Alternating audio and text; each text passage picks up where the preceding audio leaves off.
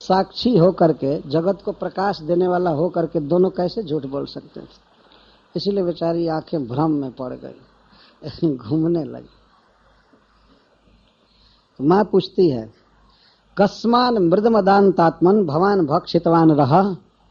अरे मंदात्मन, मंदान्तात्मन, अरे मंदात्मा, अदान्तात्मन, अरे अपने मन को बस में नहीं रखने वाला, अरे स्वतंत्र अजितेंद्रिय, तुमने क्यों मिट्टी खाया?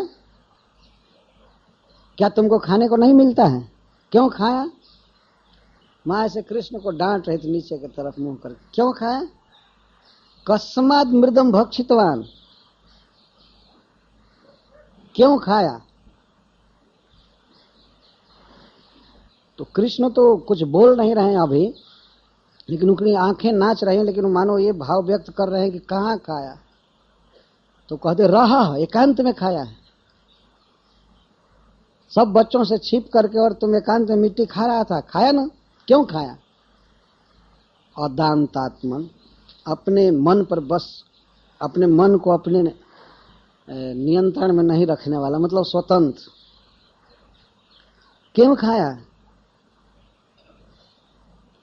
कृष्ण के बिना बोले मां ये कहती है कि तुम ये नहीं कह सकते हो कि नहीं खाया हो, ऐसा नहीं कह सकते, क्योंकि बदंती तावका येते, एते तावका, ये तुम्हारे आदमी, ये तुम्हारे लोग, तुम्हारे सखा बता रहे हैं। एते का अर्थ है जो यहाँ खड़े हैं अभी, ये सब बच्चे बता रहे हैं कि तुम खाए हो।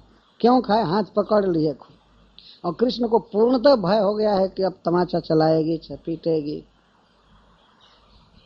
बदंती तावका हेत, ये हमारे नहीं है कि हमारे पक्ष से बोलेंगे, तुम्हारे हैं, तुम्हारे सखा हैं, तुम्हारे साथ रहते हैं, ये बोल रहे हैं। ये ते कुमारा तावका बदंती, और ते अग्रजः अपि अयम बदती, और ये कहो कि ये बच्चे झूठ बोल रहे हैं, तो अयम ते अग्रज, ये तुम्हारा अग्रज भी बोल रहा है, ये बलराम भी बोल रहा है, इसलिए तुम ये नहीं कह सकते कि नहीं खाया। क्यों खाया? तो अग्रज क्यों कह रही हैं? अग्रज का मतलब यह है कि यहाँ जो बलराम जी ब्रज में रह रहे हैं, तो वास्तव में वे नंद बाबा को ही अपना पिता मानते, और आगे जन्म हुआ ही है, कृष्ण से कुछ आगे जन्म लिए ही हैं, तो इस कारण से बहुत स्नेह है। वो अग्रज के रूप में ही मां स्वीकार करती थी उनको, मानती थी कृष्ण दो भाई है, तो आगे जन्म लिया है एक या अनुज। तो मान लो ये बच्चे झूठ बोल सकते हैं, दूसरे के घर के हैं, लेकिन तुम्हारा अग्रज भी कह रहा है कि तुम मिट्टी खाया। क्यों खाया? क्यों खाया? तो श्री कृष्ण अब बोलते हैं, जल्दी जल्दी में वे अपने मुख के मिट्टी को निगल करके, और अब विश्वस्त हो गए हैं कि हमारे मुख में मिट्टी का कोई अंश रह नहीं गया है। इसके पहले नहीं बोले, उनको भावना थी कि अभी मिट्टी के कुछ अंश रह गए हैं, तो अब समझ गए कि पूरा मुख साफ हो गया है, तो कहते हैं नाहम भक्षितवान अम्ब सर्वे मिथ्याभिशंस। अम्ब, माँ, अब ये स्नेह उत्पन्न कर रहे हैं कि स्नेह उत्पन्न कर दूंगा, स्नेह वर्धन हो जाएगा तो मुझे नहीं पीटेगी, बल्कि संबंध दिखा रहे हैं, चाहे हमारा कोई साथी हो और चाहे कोई अग्रज हो, लेकिन वास्तव में हमारा संबंध तो तुम्हारे साथ। अम्ब संबोधित कर, अम्ब अहम न भक्षितवान, मैं नहीं खाया हूं। क्या कर्म कुछ नहीं कह रहे, क्या नहीं खाया?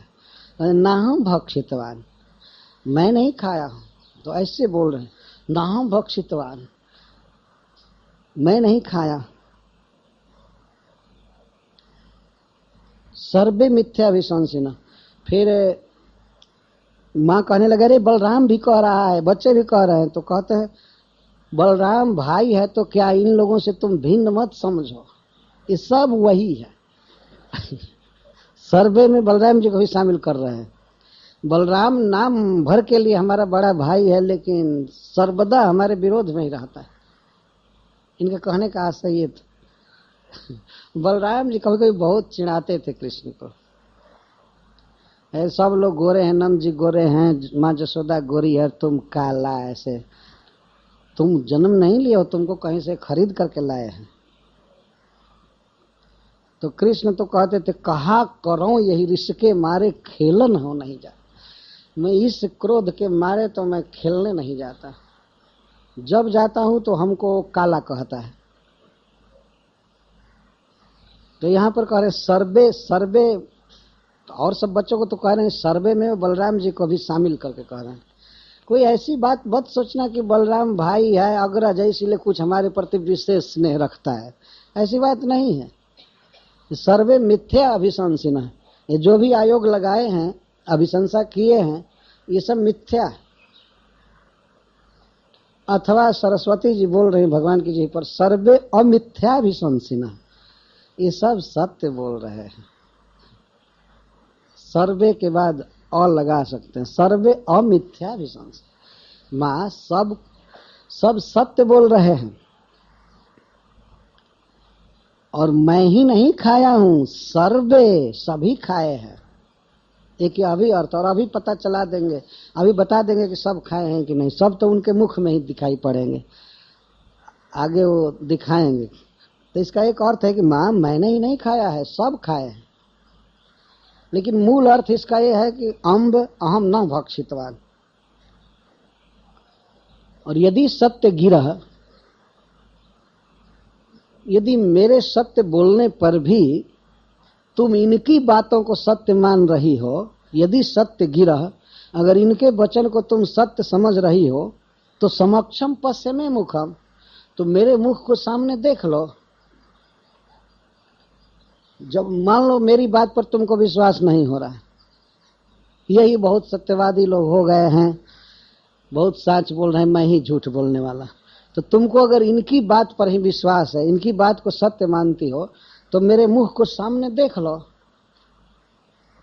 तो सामने मुख करके खोल नहीं रहे थे, अभी भयभीत अवस्था में भगवान बोल रहे हैं, मेरे मुख को देख लो, समक्षम पर सामने देख लो। तो मां जसोदा को कुछ कुछ शंका हो गई, लगता है कि यही सत्य बोल रहा है, वो सब झूठ बोल रहे थे। क्योंकि इतनी बारीकी से भगवान बोलते हैं कि मां को विश्वास हो जाता है।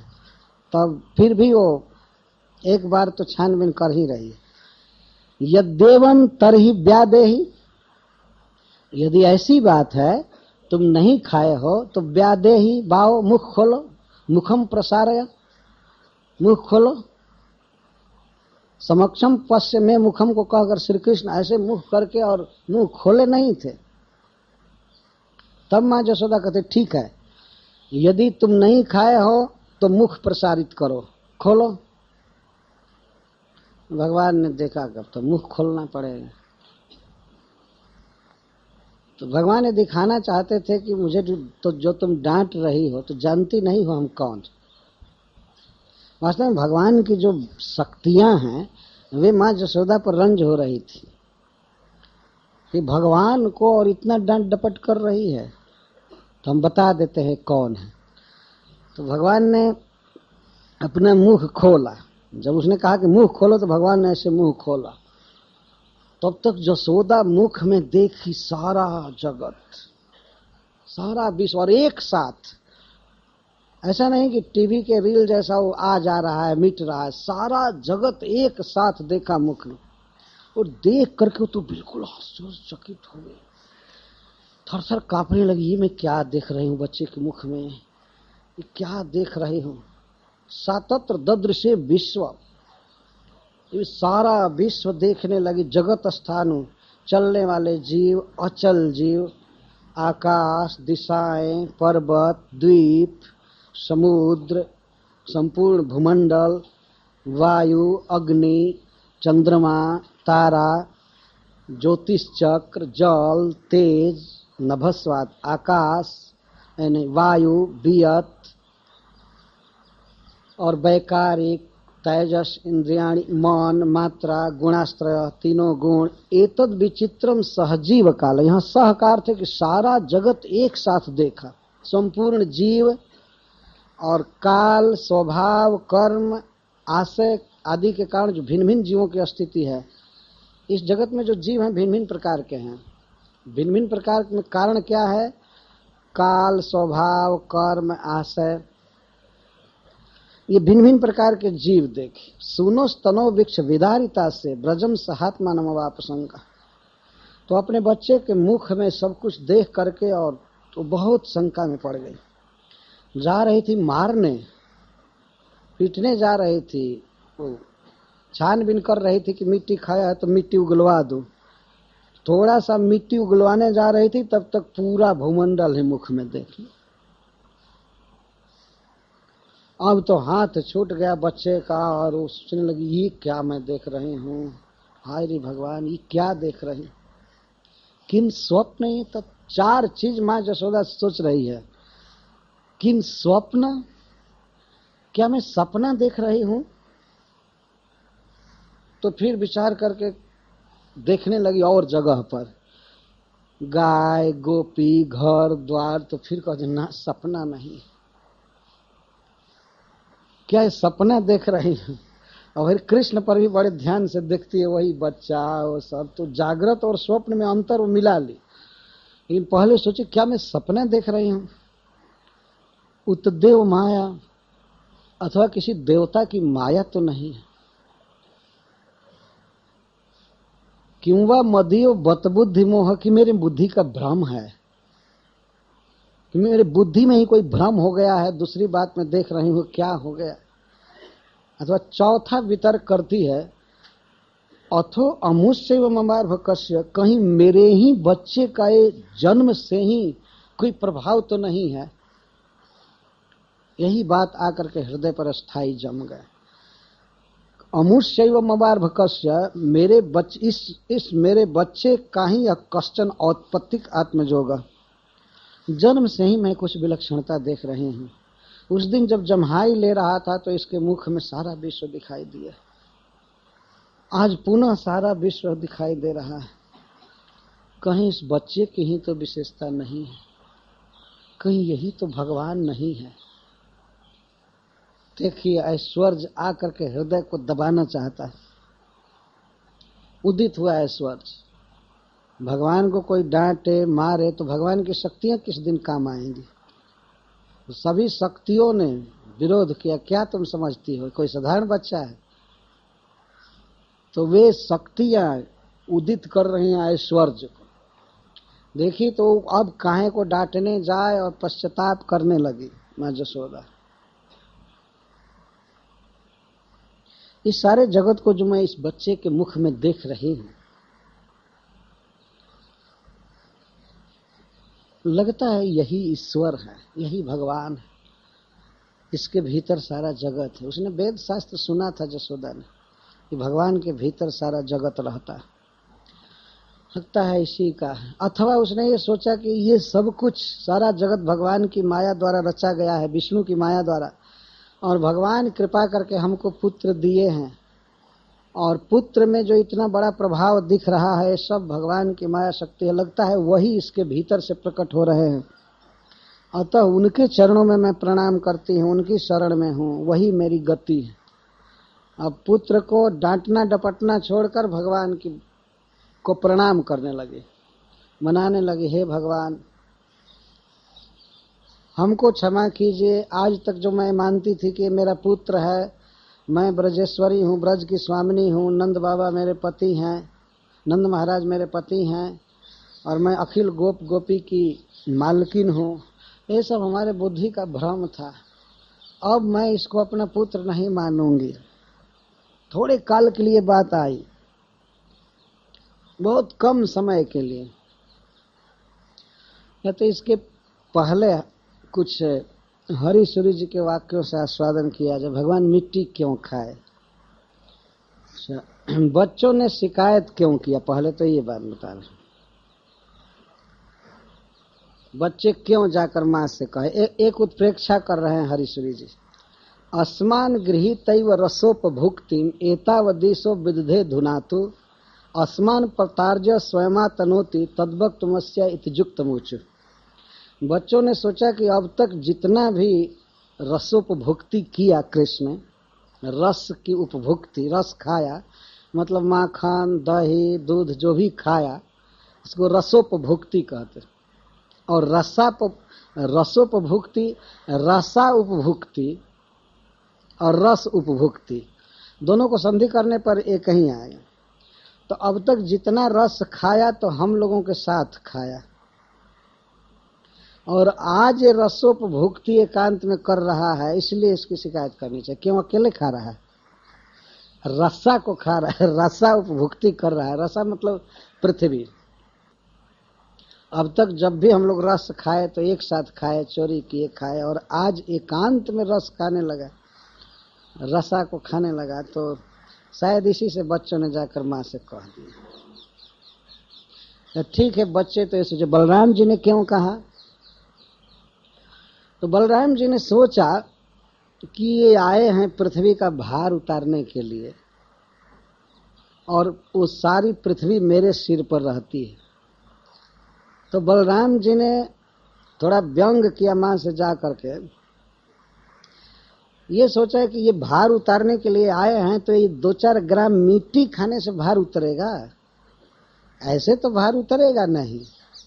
तो शायद उन्होंने इसलिए शिकायत किया कि अब ये काम बंद करो, इससे भार मेरा दूर नहीं होने वाला है, पृथ्वी बहुत भारी है। शायद भगवान राम ने व्यंग किया माँ जसोदा से, ये इस तरह से कर रहा है, इसको रोको।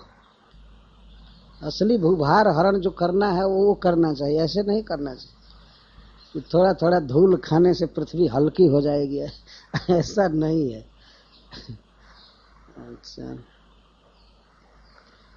एक बात भगवान ने सोचा, हरिश्वर जी बहुत दूर तक विचार ले जाते हैं। भगवान अपने घर की मिट्टी खा रहे हैं, अपने आंगन की, और ये जानते हैं कि हमारा अपने घर की मिट्टी खाना भी ये गोप सखा बर्दाश्त नहीं करेंगे, सहन नहीं करेंगे, ये जाकर माँ से शिकायत करेंगे। तो हमको एक बहुत बड़ा पॉइंट मिलेगा ये कहने का कि माँ, जब मैं अपने घर की वो भी मिट्टी खा रहा हूँ और इसको ये लोग सहन नहीं कर सकते हैं, तो बताओ इनके घर में मैं इनका माखन खाऊंगा, कभी ये सह सकते हैं? ऐसा कभी हो सकता है? इनके घर की मिट्टी खाऊंगा तब भी ये नहीं सहन करेंगे, और दही दूध घी इतना दानी बन गए हैं, सहन कर जाएंगे। तो आज तक जो भी शिकायत आई है सब झूठ हो जाएगी, ये प्रमाण दूंगा माँ को। यही सोच करके वे खा रहे। स्वगेहगत मृतिका अदनम असह्यमेषाम अभूत मया यदि परालयाद धृतमिमे सहेरन कथम परालयाद घृतमिमे सहेरन कथम। अपने घर की मिट्टी खा रहा हूं तो बर्दाश्त नहीं कर रहे हैं, और दूसरे के घर का घी खाऊंगा तो बर्दाश्त कर जाएंगे। इतने बड़े हो गए। इति स्वकृत तादृश आचरित गुप्त है, अपनी चोरी लीला पर पर्दा डालने के लिए, छिपाने के लिए, श्रीपति व्यधात मृदसनम पुरः किमु तदीर तो है क्षण। श्रीपति ने इस तरह की लीला किया। भगवान बराबर ये विचार करते रहते थे कि कैसे गोपियों के अभियोग को माँ यशोदा के सामने मैं मिथ्या सिद्ध कर दूं। तो शायद इसीलिए मिट्टी खाए और दिखाए कि लोग मिट्टी खाना बर्दाश्त नहीं कर रहे हैं। तो क्या ये माखन दूध दही खाना सह जाएंगे? नहीं। माँ सहज, माँ को घटना याद आएगी, कभी भी शिकायत लेकर के आएंगी गोपियां तो माँ कहेगी उस दिन घर का मिट्टी खाया था, बर्दाश्त नहीं हुआ, तुम लोग इतना बर्दाश्त किए, झूठ बोल रही। मान जाएगी। शायद इसीलिए भगवान मिट्टी खाए। और हरिश्वर जी एक भाव भी कहते हैं कि आयुर्वेद कहता है कि कोई व्यक्ति यदि बहुत घी दही आदि खूब खा लिया हो और पेट चिकना हो गया हो तो कुछ रूखा चीज खाना चाहिए, तब जाकर के पेट की सफाई होती। तो भगवान ने सोचा कि बहुत नवनीत खाया, बहुत चिकना पदार्थ खाया, अब थोड़ा सा पेट की चिकित्सा करनी चाहिए, इसीलिए मिट्टी खाने लगे। मिट्टी खा करके और कब्ज दूर कर रहे हैं। तो संस्कृत में धूली को विष कहा जाता है, मिट्टी को विष कहा, मिट्टी खास करके पानी में भींगे हुए मिट्टी को विष कहा जाता है, एक अर्थ भी है। तो भगवान ने सोचा कि मैं पहले बहुत विष पी लिया हूँ पूतना का, और शास्त्र कहता है विषस्य विषम औषधम, विष की दवा विष है, तो थोड़ा विष खा करके पहला विष उतार दूं, इसलिए शायद वो खा रहे थे विष। अच्छा, और मिट्टी खाने का वास्तविक उद्देश्य क्या था? जत्स्पृह्यं त्रिदशैरलभ्यमशतां ध्येयं च यद्योगिनां प्राप्तं स्यात् किमु तद्रजो व्रजगतं गोपिका पादगम। जो चरण रज देवताओं को दुर्लभ है, किसका चरण रज? गोपिका पादगम, गौ और गोपियों के चरणों की रज त्रिदशैरलभ्यम, देवताओं को भी दुर्लभ है। असताम ने स्प्रिय है, देवता भी उसकी स्प्रिया करते हैं, और असताम अलभ्यम, जो असत हैं, बहिर्मुख हैं भगवान से, उनको धूलि कभी नहीं मिलती है। ध्येयम च यद्योगी नाम, जोगी लोग इस ब्रज धूलि का ध्यान करते हैं। तो सारे जगत के जीव, खास करके देवता आदि, चाह रहे थे कि हमको वो रज कैसे मिलेगा, हमको कैसे रज मिलेगा ब्रज का। तो भगवान अपने उदर में अवस्थित समस्त सज्जनों की वांछा को देखकर सोचे कि सबको दे देना चाहिए रज। उनके भीतर सब अवस्थित है। इत्थम भूर निजोद रस्त जनसद वांछाम चिरम चिंतयन। भगवान ने देखा कि चिरकाल से हमारे भीतर रहने वाले अनंत कोटि देवता आदि जीव ब्रज रज की इच्छा कर रहे हैं, तो मन ने पूर्ण दयारणवः किम करो तद भक्षणम तत्कृत। भगवान ने जो भक्षण किया तो उन लोगों के लिए किया, पूर्ण दयारणवः, पूर्ण दया के समुद्र हैं भगवान, इसलिए समस्त जीवों को दिए ब्रज रज खा करके भीतर। भगवान के भीतर सारा जगत, तो सबकी सदवांछा को पूरा किए। सब लोग चाहते थे गौ गोपी आदि के चरण रज को हम पावें, उनके लिए दुर्लभ था, लेकिन भगवान ने उनकी इच्छा को देख करके दिया भीतर। ये बहुत ऊंचा भाव है। और भगवान ने ये भी सोचा कि नाना विधम बहुरजो गुण कार्य, हमको आगे चलकर बहुत प्रकार का कार्य करना है जिसमें रजोगुणी काम करना पड़ेगा, जैसे युद्ध करना, ये घर बनाना, ये करना, वो करना, ऐसे सब दिव्य कार्य है भगवान का। जन्म कर्म च में दिव्यम, परंतु लोक रीति से हरीश्वरी जी कह रहे हैं कि भगवान ने सोचा कि मुझे बहुत रजोगुणी कार्य करना पड़ेगा, तो अभी से कुछ रजोगुण का संग्रह करना चाहिए, या अपने इस दिव्य सच्चिदानंद शरीर में कुछ रजोगुण पहले से नहीं डालेंगे तो सब काम होगा नहीं। इसीलिए रजह गुण मतलब धूली भगवान भीतर डाल रहे हैं। तो विशुद्ध सत्वगुण वाले शरीर से, अप्राकृत शुद्ध शरीर से रजोगुण का काम कैसे हो सकता है? शायद रजोगुण काम करने के लिए मृत स्नान भक्षण मिदम प्रकृतोपयुक्तम प्रायो रजोगुण सुसंग्रहणम चकार। इसलिए भगवान ने रजोगुण का संग्रह किया। अच्छा, और क्या भाव है? भगवान ने सोचा कि रसेति लसिता भिख्या वर्तते से भुवस्ततः। शास्त्रों में कहा गया है पृथ्वी का एक नाम है रसा, और जितने प्रकार के रस हैं सब इसी से निकलते हैं। जितने फल हैं, दूध दही कंद मूल सब पृथ्वी से निकलते हैं, और शास्त्र इसको रसा कहता है। तो मैं और सब रस तो लिया, लेकिन रसा को अभी नहीं खाया। भगवान सोचे जिघृक्षुष तद रसा स्वादम किमीसो अधान मृदोदनम। शायद भगवान ये सुन सुन करके बेचैन हो रहे थे कि भाई रसा है मतलब रसमयी है, सारा रस इसी से निकलते हैं। तो अब तक भक्तों ने भी मुझे सब कुछ भोग लगाया, मैं खाया, लेकिन अब तक रसा नहीं खाया। ये रसा का उद्धार मैं किया था, हिरण्याक्ष ले गया था पाताल में, तो उसको मैं लाया अपने दांत पर, लेकिन खाया नहीं कुछ। तो इसीलिए शायद रसा का रसा स्वादन देखने के लिए, चमत्कारिता के लिए भगवान रसा को खा रहे हैं, मिट्टी खा रहे हैं। और फिर भगवान ने सोचा कि हमारे जो सखा हैं वो हमारे साथ विशृंखल विहार करेंगे, कोई नियंत्रण नहीं रहेगा, हमारे कंधे पर चढ़ेंगे, हमारे साथ युद्ध करेंगे, खेलेंगे। तो इनके कर्मों को सहन करने के लिए यदि क्षमा धारण नहीं करता हूं तो फिर तो लीला हो नहीं पाएगी। क्षमा का अर्थ होता है पृथ्वी, जो सब कुछ सहन करने में समर्थ है। क्षमा, क्षमा या क्षमा दोनों एक ही शब्द। तो भगवान ने सोचा कि अपने भक्तों के साथ जो मैं विहार करूंगा, उच्छृंखल विहार करेंगे, तो क्षमा धारण करना चाहिए, इससे मैं इनके हरकतों को क्षमा करता रहूंगा। इसलिए वे क्षमा का एक अंश ग्रहण किए। क्षमा शब्द से अर्थ कर रहे हैं। विशृंखल विहारिणो मदवमान चेष्टा जुसो भवन्ति शिशवो अखिला अपि जदत्र मत क्रीडनम क्षमांश विधृतिम बिना नहीं भवेत स्वभक्ते स्विति प्रभु किमु चकार तत्कृति कृतितया क्षमा धारणम। क्या भगवान ने इसलिए क्षमा धारण किया? यह अर्थ। ये सब जो काव्य है वो काव्य को जानने वालों के लिए बड़े आनंद की बातें हैं।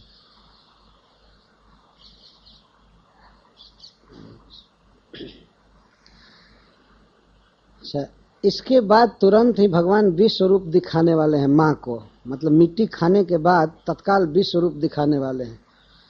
तो भगवान ने सोचा कि मैं विश्व की सृष्टि करूंगा अपने मुख में, तो बिना रजोगुण के तो सृष्टि होती नहीं है। तो शायद भगवान ने इसीलिए रजोगुण को अपने मुख में रखा कि यही सृष्टि करेगा। तो माँ जब मिट्टी उगलवाएगी तो सारा विश्व दिखाएगी। तो हरीश्वरी जी कहते हैं कि अभी अभी विश्व की सृष्टि करनी है, और विश्व की सृष्टि बिना रजोगुण के नहीं होती है। तो इसीलिए भगवान पहले रजोगुण स्वीकार की, और इसके द्वारा भगवान यह भी सिद्ध कर रहे हैं कि वास्तव में भगवान में न रज है, न तम है, न सत्व है, कुछ नहीं है। विश्व की जब सृष्टि करनी होती है तब वे रजोगुण को स्वीकार करते हैं, पालन करना होता है तो सत्वगुण स्वीकार करते हैं। तो अभी अभी सृष्टि करनी है तो उसके लिए रजोगुण को स्वीकार कर रहे हैं। बहुत सुंदर सिद्धांत यहाँ व्यक्त हुआ। भगवान में अपने आप रजोगुण नहीं है या तमोगुण नहीं है, लेकिन वे स्वीकार करते हैं। तो आगे विश्व की सृष्टि करनी है अपने मुख में, तो इसलिए भगवान ने रजोगुण स्वीकार किया और उसके द्वारा सृष्टि करके माँ को दिखा दी।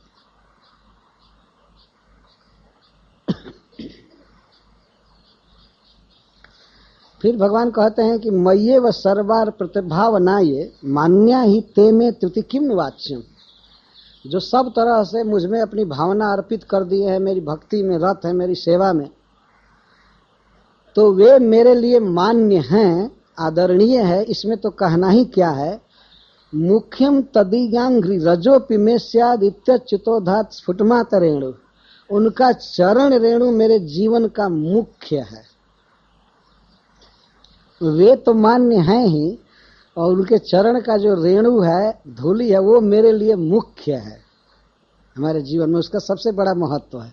तो मुख्य का मतलब हमारे मुख में स्थित, और मुख्य मतलब प्रधान। भक्तों का चरण रज मेरे लिए मुख्य है, मुख का विषय है। भगवान इसलिए मुख में चरण रेणु रह करके सूचित कर रहे हैं।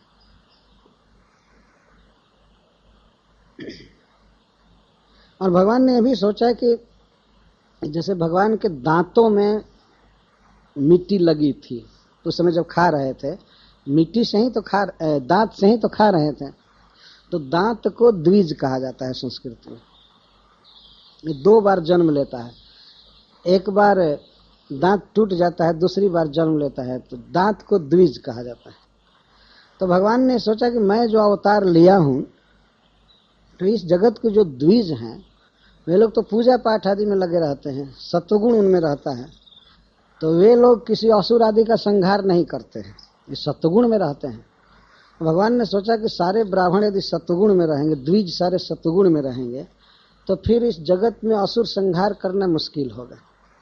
इसलिए भगवान द्विजों को रजोगुण दे रहे हैं, तुम भी रज से युक्त हो जाओ।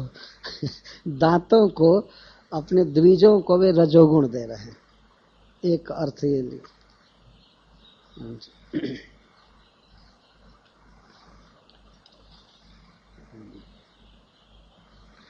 भगवान ने यह भी सोचा कि जब मैं परशुराम अवतार ग्रहण किया था तो सारी पृथ्वी दे दिया था द्विजों को, ब्राह्मणों को, तो ये आशा में होंगे कि उस बार इतना दिए थे, हमको इस बार कुछ देंगे कि नहीं।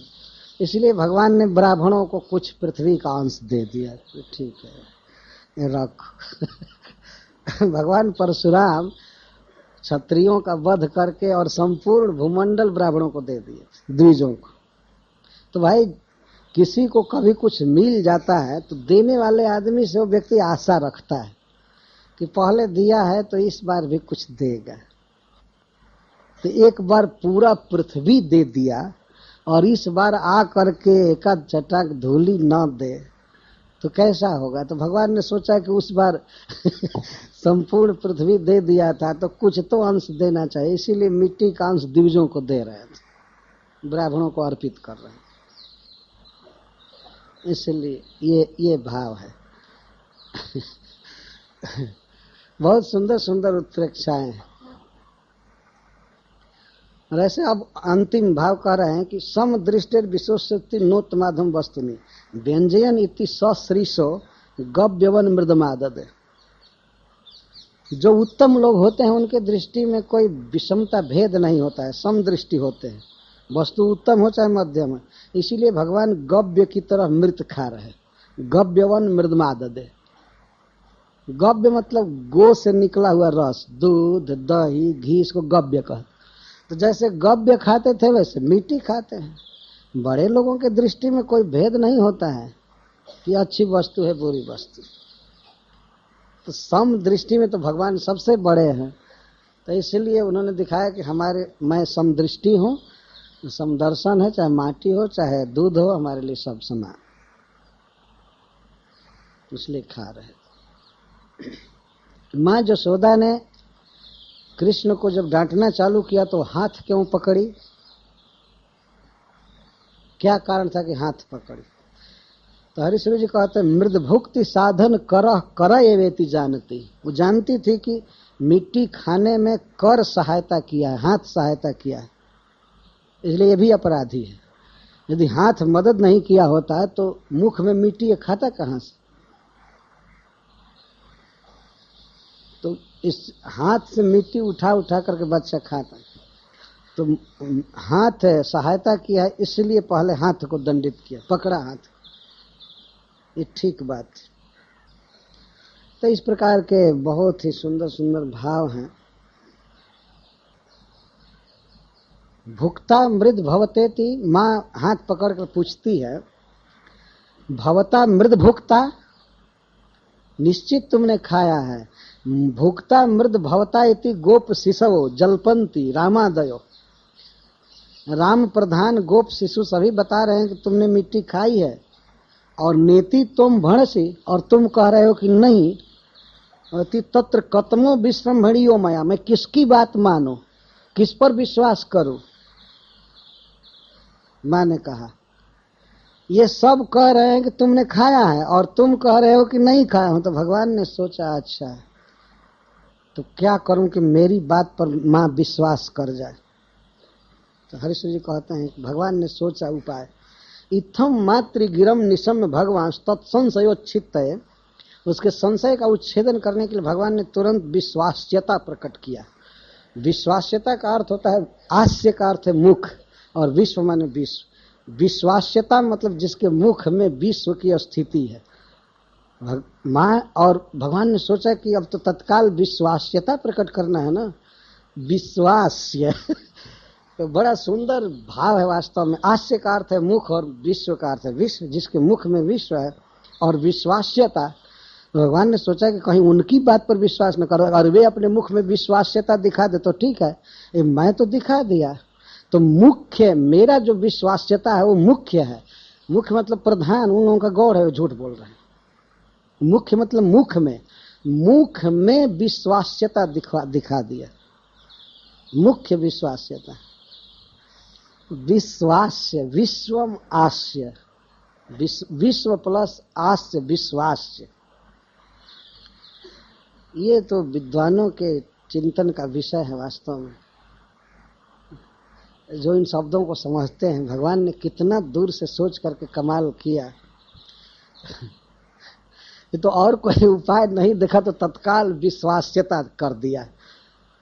विश्व में मुख में भी, और वही मुख्यम विश्वास्यता, केवल विश्वास्यता प्रकट नहीं किया कि भाई विश्व को दिखा दे, और आज मुख्यम विश्वास्यता, अपने मत को भगवान ने कहा देखो हमारा विश्वास्यता मुख्य है। तो इसके द्वारा उन्होंने सिद्ध किया। और फिर कहा कृष्ण ने, एसाम मानय माँ बचो यबितथम रामादिका नामिदम, माँ इनकी बात पर कभी विश्वास मत करो। तो माँ ने कहा कि अरे राम कहा है, तो कह अरे राम आदि का नाम अपी, राम से चालू करके जितने हैं सब व्यर्थ बोल रहे हैं।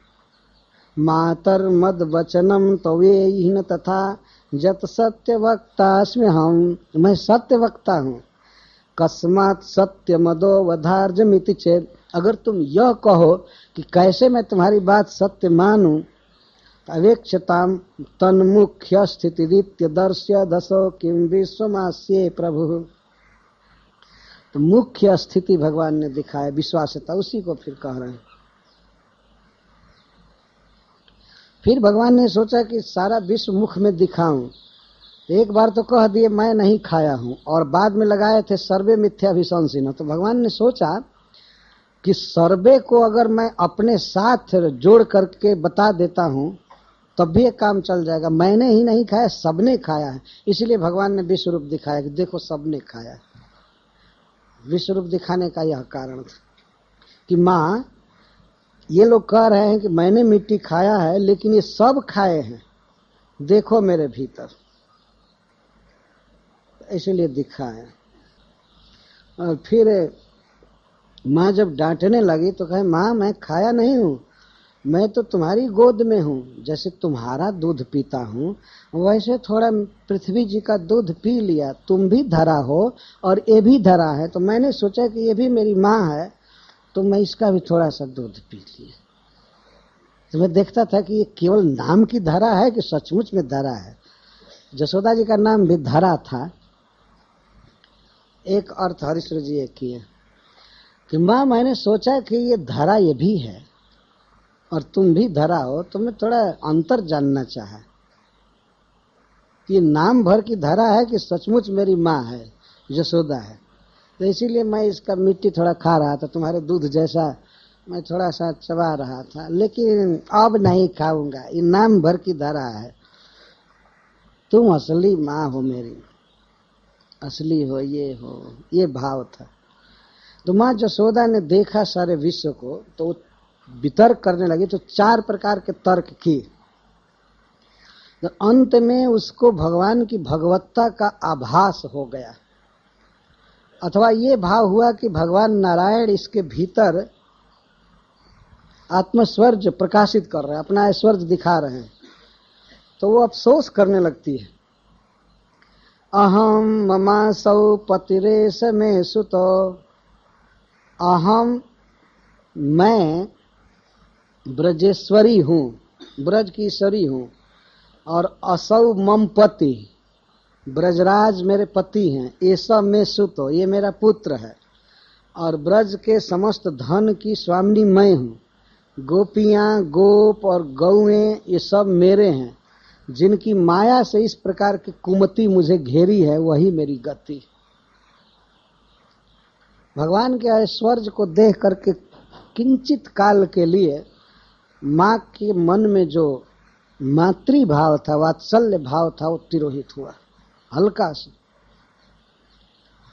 और जब इस प्रकार का भाव आ गया तो बिल्कुल व्याकुल हो गई, घबरा गई, और अब ये लगी कहने कि अब नहीं कभी डांटूंगी, अब चाहे कुछ भी करे, ये तो भगवान है, ये है, वो है, इस प्रकार की बात आने लगी। तो इत्थम विदित तत्वायाम, उसको तत्व विदित हो गया गोपी को। तो तत्व विदित होते ही वात्सल्य भाव लगा के विदा हो जाएगा। तो अब वो कृष्ण को गोद में नहीं उठा रही थी, वही हितैषिणी जो कृष्ण को डांट रही थी, सोचती थी इसको अच्छा खिलाऊंगी पिलाऊंगी, अब उठा नहीं रही थी। तो भगवान ने सोचा कि ये तो बहुत बड़ा घाटा हो गया। मैं तो ये सोचा कि मुझे नहीं पीटेगी यदि मैं अपनी ईश्वरताई व्यक्त कर दूंगा, लेकिन ये तो बच गया।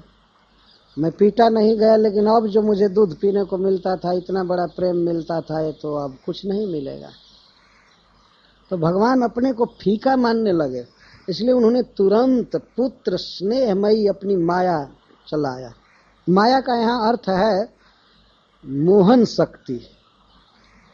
मोह ले, इसलिए उसको माया कहते हैं। माया का अर्थ यहाँ ये प्रसिद्ध माया नहीं समझना चाहिए, वैष्णवी माया। वैष्णवी का अर्थ है सर्वव्यापक, और वो भी पुत्र स्नेहमयी। पुत्र स्नेहमयी माया भगवान ने गोपी में संचारित कर दिया, यशोदा ने। ये मेरा पुत्र है और पुत्र के प्रति स्नेह उमड़ गया। इस प्रकार का भाव जब भगवान ने संचारित कर दिया मां यशोदा के हृदय में, तब उसका तत्व ज्ञान चला गया। सद्यो नष्ट स्मृतिर गोपी, तत्काल ही उसकी स्मृति नष्ट हो गई। ये याद बिल्कुल नहीं रहे कि इसके मुख में मैं विश्व देखी थी, या ये भगवान है या ये है, वह सब नष्ट हो गया। सद्यो नष्ट स्मृतिर गोपी सारोप्या रोहमात्मजम, तत्काल इन्हें स्मृति नष्ट हो गई कि ये भगवान है, चाहे इसके मुख में मैं कुछ देखी थी। तत्काल वैसे स्मृति नष्ट हो गई जैसे सपना में कोई कुछ देखे और जगने पर वो तिरोहित हो जाए। तो जगने के बाद तो कुछ कुछ स्मृति रहती है, लेकिन मां यशोदा को कुछ भी स्मृति नहीं रह गई कि इसके भीतर में सारा जगत देखी, ये देखी। तो तत्काल ही आरोहम आत्मजम आरोप्या, और तुरंत ही बच्चे को अपने गोद में उठा ली। वही वात्सल्य भाव, वही पुत्र स्नेह उमड़ गया, और तत्काल बच्चे को गोद में उठा करके, और पहले जैसे स्नेह से भरी हृदय वाली थी, दूध पिला रही थी, वैसे उनको लेकर दूध पिलाने लगी। तो ब्रज में भगवान का ऐश्वर्य प्रकाशित पाता है, थोड़े काल तक प्रभाव डालता है, लेकिन फिर तुरंत तिरोहित हो जाता है। केवल माधुरी विशेष बनी रहती है। ये मां यशोदा का भाग्य, महाभाग्य, कि उमड़ा हुआ ऐश्वर्य भी उसके पुत्र भाव को कुंठित नहीं कर सका। तत्काल फिर पुत्र मानने लगे। तो सुखदेव गोस्वामी कहते हैं, अहो भाग्य है मां यशोदा का कि त्रय्या चोपनिषद्भिश्च सांख्य योगैश्च सात्वतैः उपगीयमान माहात्म्यम हरिम सामान्यतात्मजम। वेद के जो कर्मकांड विभाग हैं, वे लोग भगवान का वर्णन यज्ञ पुरुष के रूप में करते हैं। भगवान यज्ञ भोक्ता है, समस्त कर्मों के भोक्ता है। यज्ञ के द्वारा उनकी आराधना की जाती है, इंद्र आदि उनके नाम होते हैं। और उपनिषद भी, उपनिषद के अनुसार साधना करने वाले लोग उन्हें ब्रह्म मानते हैं, बहुत बड़ा, सब चीज में बड़ा, बृहद, और उपासना करते हैं ज्ञान मार्ग से। कर्म मार्ग से त्रयी के द्वारा यज्ञ पुरुष की आराधना होती है, और उपनिषद के द्वारा ब्रह्म की, सांख्य के द्वारा पुरुष की जो प्रकृति का स्वामी है, और योग के द्वारा परमात्मा की आराधना होती है हृदय में अवस्थित। और सात्वत लोग भगवान की आराधना करते हैं। उन्हीं कृष्ण की आराधना भिन्न भिन्न लोग भिन्न भिन्न तरह से करते हैं, लेकिन सबका अपना अपना दृष्टिकोण होता है। कोई भगवान को यज्ञ पुरुष के रूप में भजते हैं, कोई ब्रह्म के रूप में, और कोई पुरुष के रूप में, और कोई परमात्मा के रूप में, और कोई भगवान के रूप में। अपनी अपनी अभिमति है। लेकिन यशोदा किस तरह से कृष्ण से प्रेम करती है? सा आत्मजम अमन्यता, वो केवल यही मानती है कि कृष्ण हमारे आत्मज, हमारा पुत्र है। उसके मन में कभी नहीं आया कि परमात्मा है, भगवान है, ब्रह्म है, यज्ञ पुरुष है या परमात्मा, ये भाव कभी नहीं आता। उपगीयमान महात्म्यम, यद्यपि भगवान की महिमा सात्वतों द्वारा, सांख्य द्वारा, योग द्वारा, उपनिषदों द्वारा और त्रयी द्वारा प्रतिपादित है। अर्जुन ने भगवान का रूप जब देखा, विराट रूप, तब वो बताते हैं अरे आप इतने बड़े हैं, महान हैं, ये हैं वो हैं, और उस समय अपने प्रेम के कारण किए गए व्यवहार को अपराध मानने लगे कि अब तक हमने आपको जो जदुनंदन कह दिया, सखा कहा, जादव कहा, ये सब मैंने बहुत गलती किया, बहुत बाद फिर वही रथ हकवाना चालू की, सब विस्मृत हो गए। लेकिन अर्जुन तो बहुत देर तक इस भाव में रहे, और माँ जसोदा में यह तो बस 1-2 मिनट के लिए भाव आया कि ये लगता है कि ईश्वर है, भगवान है, बाद में लेकिन आत्मजम अमन्यता, आत्मज ही माना और कुछ नहीं माना। और उनको गोद में लेकर दूध पिलाना, खिलाना, पिलाना, सहलाना। पहले वो थोड़ा डर गई कि अरे मैं भगवान को डांट रही हूँ, या नारायण का आवेश इसके भीतर होता है तो मैं नारायण को डांट रही, भगवान को डांट रही। लेकिन तुरंत भाव बदल गया। अमन्यता शब्द बड़ा महत्वपूर्ण है। प्रत्येक भक्त को भी चाहिए कि वो भगवान के साथ अपना एक संबंध स्थापित करे, और चाहे और लोग जिस भाव से भगवान को भजते हों, लेकिन उसको अपने भाव का ही पोषण करना चाहिए। जैसे जसोदा, चाहे दूसरे के लिए दूसरे लोग कृष्ण को यज्ञ पुरुष अमन्यंत मानते हैं, कोई परमात्मा मानते हैं, कोई ब्रह्म मानते हैं, कोई भगवान मानते हैं, और उसके अनुसार पूजा करते हैं, साधना करते हैं। लेकिन जसोदा क्या मानती है? अपना पुत्र, बस। तो हम क्या मानते हैं? ये तो देखना चाहिए अपना अपना कि हम अब तक क्या माने। अभी तो भगवान से नीचे नहीं उतरे होंगे हम लोग। वैष्णव लोग तो भगवान तक मानते हैं, और लोग दूसरे ज्ञानी लोग ब्रह्म परमात्मा मतलब भगवान के ही एक प्रकाश विशेष को मानते हैं। लेकिन जैसे आप देखें, यज्ञ पुरुष केवल मानना, केवल ब्रह्म मानना, परमात्मा मानना, जैसे भगवान भगवत धारणा का एक आंशिक रूप है, उसी तरह कृष्ण को भगवान मानना पुत्र मानने की अपेक्षा एक आंशिक भाव है, पूर्ण नहीं। पुत्र मानना यही पूर्ण भाव है। या अपना संबंधी मानना, अपना प्रियतम मानना, अपना स्वामी मानना, केवल भगवान मानना ये ठीक नहीं। मैं किसी बच्चे से कभी कभी पूछता हूँ, तुम भगवान को अपना क्या मानते हो? ये बड़े लोगों से भी पूछा गया तो कहते भगवान। तो भगवान तो हैं ही, आप क्या मानते हैं? तो कुछ नहीं। जैसे आप किसी को अपना पुत्र मानते हैं, पिता मानते हैं, और कहा जाए कि आप उसको क्या मानते हैं, तो कहें कि हम मनुष्य मानते हैं। मनुष्य तो है ही वो, अब मानिए मत मानिए, लेकिन आप उस मनुष्य को अपना क्या मानते हैं? भगवान तो भगवान है, वो बिना मान्यता के ही भगवान है, इसमें संदेह नहीं है। लेकिन हम क्या मानते हैं उनको, इसकी मुख्यता यहाँ अमन्यता शब्द सुखदेव गोस्वामी कहते हैं। और वास्तव में साधना इसी का नाम है कि भगवान को अपना संबंधी मानकर, संबंधी मतलब अपना पुत्र, अपना सखा और अपना प्रियतम, ये 3 मुख्य हैं, और अपना स्वामी, ये 4 बातें हैं। इनमें से कुछ मान करके और उसी भाव के अनुसार कृष्ण से प्रेम किया जाए, और उसी प्रेम भावना से प्रेरित होकर उनकी सेवा हो, यही बस साधना है, यही सिद्धि। तो और लोग चाहे भगवान की कितनी स्तुति करें, पूजा पाठ करें, लेकिन जसोदा रात दिन केवल कैसे उसके लिए माखन निकालूं, कैसे उसको डांट डपट कर ठीक रखूं, ये करूं, यही करती थी।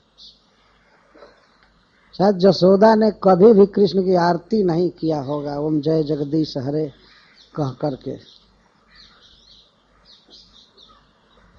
आजकल तो लोग ये स्तुति बहुत गाते हैं, ओम जय जगदीश हरे, सुख संपत्ति घर आवे, कष्ट मिटे तन का, सारा दुनिया का धन हमारे घर में आ जाए, और हमको जो कुछ कष्ट है वो सब मिट जाए। ठीक है, जो लोग भजन नहीं करते हैं उनकी अपेक्षा ये अच्छा है। भगवान को प्रणाम करने से दुख मिटता है, नाम जपने से पाप नष्ट हो जाता है, ये तो स्वाभाविक। जैसे सूर्य के सामने आने पर अंधकार नहीं रहता, तो भगवान की शरण लेने पर दुख तो मिट जाता है, लेकिन हम भगवान का भी दुख मिटावें ये सोचना चाहिए। परस्परम भावयंत, यही मुख्य चीज है। जशोदा का जो भाव है यह भक्ति शास्त्र में बहुत उच्चतम भाव है। राधा रानी के भाव के नीचे यही भाव, मतलब विकसित भक्ति रस की का जब विभाजन करते हैं, वर्गीकरण करते हैं रूप गोस्वामी पाद, तो वात्सल्य रस को चौथी भूमिका में रखते हैं। बहुत ऊंचा भाव। और दूसरे लोग स्तुति करते हैं, प्रार्थना करते हैं, क्या क्या पूजा, किस तरह ध्यान, यह वह, बड़ी बड़ी यज्ञ आराधनाएं, लेकिन यह गोपी केवल आत्मजम अमन्यत। सुखदेव गोस्वामी कहते हैं कि त्रयी के द्वारा इनको जग पुरुष मानकर यज्ञ द्वारा भजन होता है, और योगी लोग परमात्मा के रूप में लाखों लाख वर्ष में हृदय में देखते रहते हैं। हृदय कमल कर्णिका पर विराजमान चरण भगवान के और खिला हुआ, और वास्तव में ध्यानावस्थित तद्गतेन मनसा पश्यन्ति यम योगिनः। ये भी सब बड़े ऊंचे भाव हैं। यह ब्रह्म मानते हैं, जगत का नियंता। ब्रह्म का अर्थ है प्रकृति से पार स्थिति, सब कुछ अप्राकृत, ब्रह्म का मतलब ये। और ऐसे पुरुष को, भगवान को जसोदा आत्मजम अमन्यत, तो यह बहुत बड़ा भाग्य है, यह बहुत बड़ी सिद्धि है। वास्तव में सबसे बड़ा ज्ञान यही है, भगवान को ऐसा मानना। इसीलिए महाराज परीक्षित प्रश्न करते हैं, यह सौभाग्य मानकर कि यशोदा के सामने भगवान का वह अप्रतिम ऐश्वर्य प्रकट हुआ, लेकिन फिर भी उसके भावों में थोड़ी भी गिरावट नहीं हुई। वो कृष्ण को अपना पुत्र ही मानती रह गई, और उसी तरह से चुंबन, प्यार, खिलाना, पिलाना, सहलाना, सुलाना। तो इस पर महाराज परीक्षित पूछते हैं, हे गुरुदेव, हे ब्राह्मण, नंद महाराज ने कौन सा पुण्य किया था और यशोदा ने क्या सुकृत किया था कि उसका स्तन भगवान पिए? महाराज परीक्षित का मन बिल्कुल आंदोलित हो गया, इंप्रेस्ड हो गया इनके भाग्य को देख करके, इनके भाग्य की वार्ता को सुन करके। राजा जी पूछते हैं, नंदः किम करोद ब्रह्मन् श्रेय एवं महोदयम् यशोदा च महाभागा पपौ यस्यास्तनम हरिहि। हे ब्राह्मण, हे सर्वज्ञ, नंदः एवं किम महोदयम श्रेय अकरोत। महान पुण्यमय श्रेय साधन नंद महाराज के द्वारा क्या हुआ था? नंद महाराज ने क्या किया था बड़ा काम, जैसे श्री कृष्ण उनके पुत्र हुए?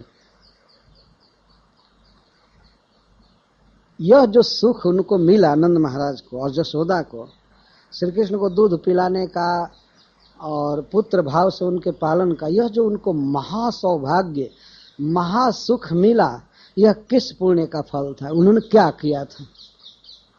और यशोदा ने क्या किया था? महाभागा यशोदा, उसने क्या किया था? कृपया करके बताइए।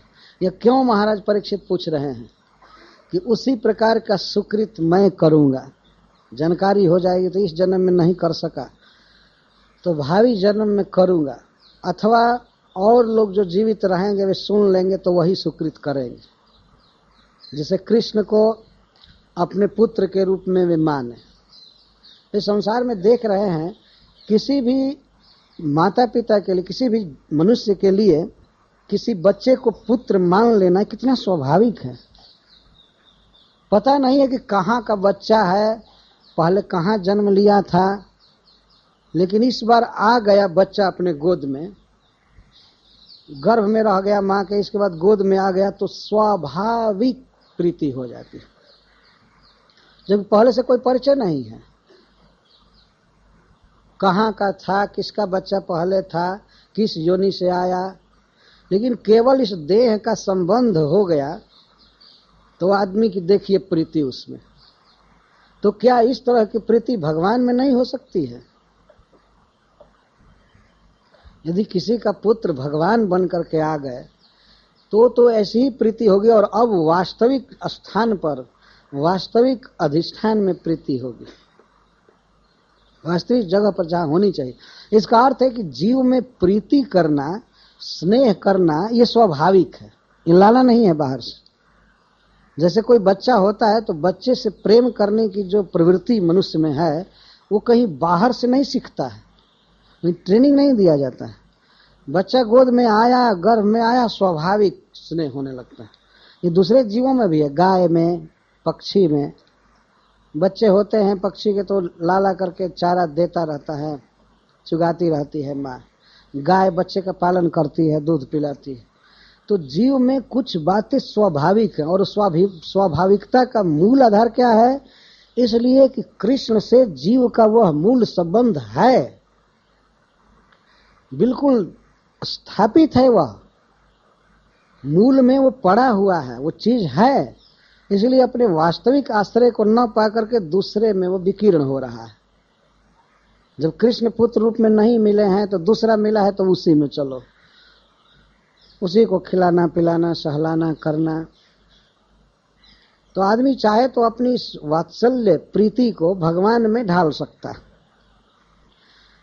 आप भागवत के इस प्रकरण को ध्यान से सुनिए कि महाराज परीक्षित कहां पर प्रश्न कर रहे हैं। जहां पर जसोदा भगवान को पुत्र मान करके उनके प्रति प्रेम करती है, वहां पर इनका प्रश्न हुआ। जब उसने विश्व रूप देखा तो उस समय नहीं प्रश्न हुआ कि जसोदा तो बहुत भाग्यशाली है और भगवान का विराट रूप देखी, ये देखी, ये तो बहुत आश्चर्य की बात है, उसने क्या पुण्य किया था, यह प्रश्न नहीं हो रहा है। जब यह सुखदेव गोस्वामी कहते हैं कि कृष्ण को वो आत्मज ही मानती थी, तब कहते उसने क्या पुण्य किया था। तो इसका अर्थ है कि श्री कृष्ण को वही व्यक्ति अपना पुत्र मानेगा, अपना प्रियतम मानेगा या सखा मानेगा, अपना परम स्नेही प्रेमी मानेगा, जो भूरी भूरी पुण्य किया है, महात्मा है। चतुर्विधा भजन्ते माम जना सुकृत नोर्जुन, सुकृति होगा, बहुत बहुत किया होगा, वही कृष्ण के प्रति अपना दृष्टिकोण ऐसा कर सकता है। और नहीं तो बहुत बहुत प्रार्थनाएं स्तुतियां चलती हैं, बहुत प्रकार के पाठ किए जाते हैं, और पूछिए कि भगवान आपके क्या हैं, तो बस जगदीश्वर हैं, भगवान हैं, हम पर देख देंगे, हमारा दुख दूर हो जाएगा। तो यह दृष्टि पूर्ण नहीं है। यहां तक कि भगवत दृष्टि भी पूर्ण नहीं। कृष्ण भगवान हैं, विश्व के सृष्टिकर्ता हैं, प्रभु हैं, 6 ऐश्वर्यों से परिपूर्ण हैं, जीव उनका नित्य दास है, ये है वह ठीक है, लेकिन वे आपके क्या हैं, ये जानना चाहिए। तो भगवान का भी प्रयास आपने देखा कि उन्होंने देखा कि जब माँ का तत्व भाव हो गया, थोड़े काल के लिए इसका भाव तिरोहित सा हो रहा है कि कृष्ण मेरा पुत्र है, ये भाव थोड़ा सा विचलित हुआ, तो भगवान ने तत्काल पुत्र स्नेहमयी माया का प्रसार किया। इसका मतलब है कि कृष्ण को भी वही अभीष्ट है, लेकिन ईश्वर तो है ही, इसलिए थोड़ा खेलने के लिए कई प्रकार का तमाशा कर रहे हैं, थोड़ा ऐश्वर्य दिखा करके देखे। लेकिन भगवान को भी गरज है, वो भी उसी के लिए लालायित है कि हमको ये स्नेह मिले। भगवान को और चीज की कमी नहीं है, उनको प्रेम की कमी रहती है। वो प्रेम रस के आस्वादक हैं, चाहते हैं, इसलिए उन्होंने भी तत्काल तिरोहित कर दिया। और माँ भी मान गई मेरा बेटा है, ओ मेरा लाला, मेरा बच्चा, फिर उठा ली गोद में। अरे मैं क्या सोच रही थी, क्या फालतू सोच रही थी, ये तो हमारा बच्चा। वो भूल गई सारा विश्व रूप दर्शन आदि। तो क्यों इनके भाग्य की सराहना कर रहे हैं? तो परीक्षित महाराज कहते हैं, पितरौ नान्व विंदेताम कृष्णो दारार्भ के हितम। कृष्ण के उदार बाल चेष्टा को तो लोक में प्रसिद्ध माता पिता देवकी वसुदेव भी नहीं पा पाए। यहां पितरौ का अर्थ है लोक में माता पिता के रूप में प्रसिद्ध। पितरों का अर्थ है नहीं कि नंद बाबा और जसोदा पिता माता नहीं है, वो तो असली तो मतलब पिता माता नंद जसोदा हैं, लेकिन लोक दृष्टि से जो प्रसिद्ध माता पिता हैं, देवकी वसुदेव भी कृष्ण के इस उदार बाल चरित्र को नहीं देख पाए। उदार का क्या अर्थ है? उदार का अर्थ आप सभी जानते हैं, महादानी। तो कृष्ण की ये जो बाल लीलाएं हैं, ये सबसे बड़ा सुख प्रदान करती हैं, सबसे बड़ा आनंद देती हैं। तो इस आनंद को, कृष्ण की बाल लीला के आनंद को, सुख को वसुदेव और देवकी नहीं पा सके, जबकि लोक दृष्टि से वही प्रसिद्ध माता पिता, वे नहीं पा सके। क्योंकि जब कृष्ण और बलराम मथुरा गए तो उसके पहले ही बाल लीला सब संवरण कर लिए, वो देख ही नहीं पाए, यहीं पर किए। तो उदार शब्द पर ध्यान देना चाहिए। उदार अर्भक इहितम, वो भी कृष्णस्य परमानंद घन परब्रह्म, भगवान के उदार बाल चरित के सुख को, उस महासुख को, अद्वितीय सुख को वसुदेव और देवकी नहीं पा सके। उस सुख को नंद जसोदा ने पाया। तो इन्होंने क्या सुकृत किया था, क्या पुण्य किया था, कृपा करके बताइए। गायंती अद्यापि कवयो जल्लोक समलापहम, अरे जिनकी कीर्ति अथवा भगवान कृष्ण की बाल लीलाओं को आज भी बड़े बड़े कवि गाते हैं। कवियों में सबसे बड़े कवि भगवान शिव हैं। शिव, ब्रह्मा, नारद, सनकादिक, ये सब आज भी गाते रहते हैं। गायंती अद्यापि, या नंद जसोदा के भाग्य की बड़ाई करते हैं या कृष्ण की बाल लीला गाते रहते हैं। और उदार शब्द से और गायंती शब्द से जोड़िए नाता। अगर नंद और जसोदा ने जो सुख पाया कृष्ण की बाल लीला देख करके, तो वही सुख कृष्ण की बाल लीला को गा करके कवि लोग पाते हैं, ब्रह्मा शिव आदि। गायंती अद्यापि, उसी लालसा से वर्णन करते हैं, सुनते हैं। और इसके साथ ही साथ यही लीलाएं हैं जो लोक के पाप को नष्ट कर देती। कोई ये कह सकता है कि यदि लोक का पाप रह जाएगा तो कृष्ण लीला गाने का आनंद कहां से आएगा? तो महाराज परीक्षित कहते हैं कि लीला का गान ही पाप को नष्ट कर देता है। कलि कल्म सघ्नम, तो जो अस्पृहा होती है भक्तों के मन में कि हमको वह सुख मिले, तो नंद जसोदा को जो बाल चरित देख करके सुख मिला, वही गा करके और सुन करके मिल जाता है। इसलिए अद्यपि, आज तक, इसे 2 सितंबर तक अद्यापि गायंती, महाराज परीक्षित को सब मालूम है, सारे ब्रह्मांड में आज तक गाई जा रही लीला है। और ज्यों का त्यों फ्रेश है, ज्यों का त्यों फ्रेश गाते रहते। क्या उन्होंने पुण्य किया था? बड़ा गूढ़ प्रश्न है, इसलिए इसका गूढ़ उत्तर भी आएगा। वास्तव में नंद और जसोदा जी तो भगवान के नित्य माता पिता हैं, पर उनके भीतर द्रोण और धरा आए थे। तब नित्य माता पिता की बात और वहां भाग्य और सुकृत की तो बात ही कोई नहीं है, तो वर्णन से परे है। लेकिन द्रोण और धरा ने क्या सुकृत किया था, सुखदेव गोस्वामी इसका उत्तर दे रहे हैं। समय बहुत हो गया ना, कितना हुआ? 9:30 हो रहा है। तब तो समय है, मैं समझा कि 9:45 हो गया होगा। तब सुखदेव गोस्वामी उत्तर देते हैं, सुनते जाइए कैसे भगवान में पुत्र भाव होगा, कैसे स्नेह बढ़ेगा। आजकल बहुत ज्यादा गोपी भाव की चर्चा बहुत बढ़ गई है संसार में, पर यशोदा भाव और नंद भाव भी तो सुनिए। कवि लोग तो आज तक इसी के फेर में पड़े हैं कि मैं कृष्ण की मां बन जाऊं, दूध पिलाऊं, और अधिक वर्णन इसी का है श्रीमद् भागवत में। तो द्रोणो वसूनां प्रवरो धरया भार्जया सह करिष्यमाणया देशान ब्रह्मणस्तमुवाचः। जब महाराज परीक्षित ने यह कह दिया कि देवकी और वसुदेव इस सुख को नहीं पा सके, तब सुखदेव गोस्वामी मानो आश्वासन देते हैं, अरे महाराज परीक्षित, वो देवकी और वसुदेव ही नंद जसोदा हैं। कम से कम नाम साम्य से बता रहे हैं। द्रोणो वसुनाम प्रवरो, वसुओं में सर्वश्रेष्ठ वसु हैं द्रोण, तो इसलिए उनको वसुदेव कहते हैं।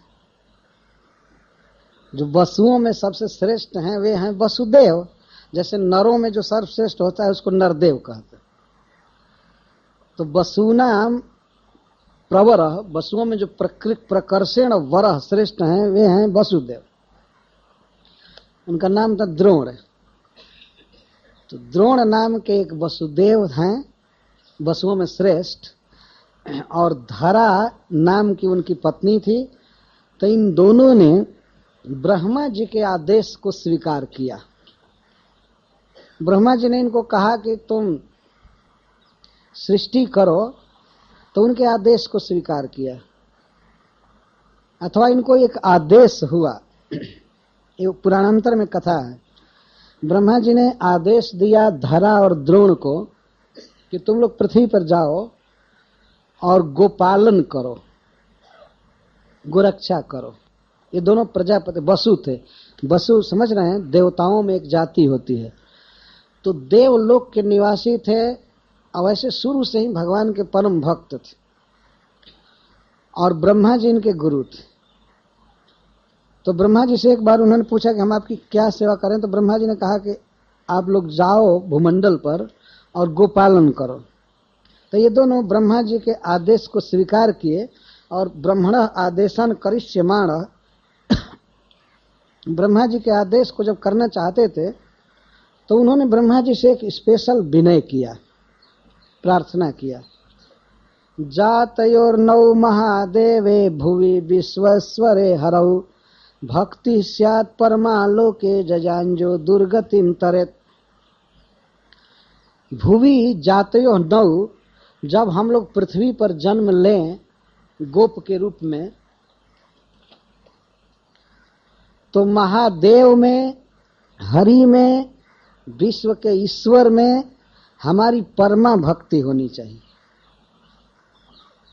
इन्होंने ब्रह्मा जी से आशीर्वाद मांगा। तो महादेव क्यों कहते हैं? देव का अर्थ होता है क्रीड़ा परायण। देव के दो अर्थ होते हैं, चमकना और खेलना। तो क्रीड़ा परायण जो बाल लीला करेंगे, जो बाल लीला परायण हैं, उनमें महादेव ने, महाक्रीड़ा परायण में महादेव का अर्थ है। जो हरि महाक्रीड़ा परायण हैं, बाल लीला करते हैं, और विश्वेश्वर हैं, विश्व को अपने कंट्रोल में रखते हैं। मतलब उनके सामने जो भी जगत रहेगा वो उनके बस में रहेगा। जैसे गोपियां उन्हीं को देखती रहती थी, गायें उनके नियंत्रण में रहती थी।